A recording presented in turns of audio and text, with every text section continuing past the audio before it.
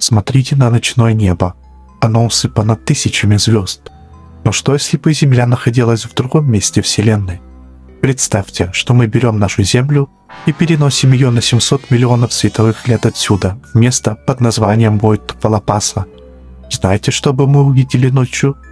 Ничего. Абсолютно оглушающую бесконечную черноту. Войт-Валапаса — это сферическая пустота, размером 330 миллионов световых лет. Всем законам физики там должно быть около 10 тысяч галактик, но их там всего 60. Это космическая мертвая зона.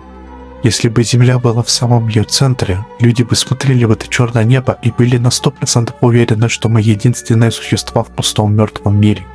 Человечество даже не подозревало бы о существовании других звезд и галактик вплоть до 1960-х годов, пока не изобрело мощнейшие телескопы. Подписывайся, если любишь взрывающие мозг факты.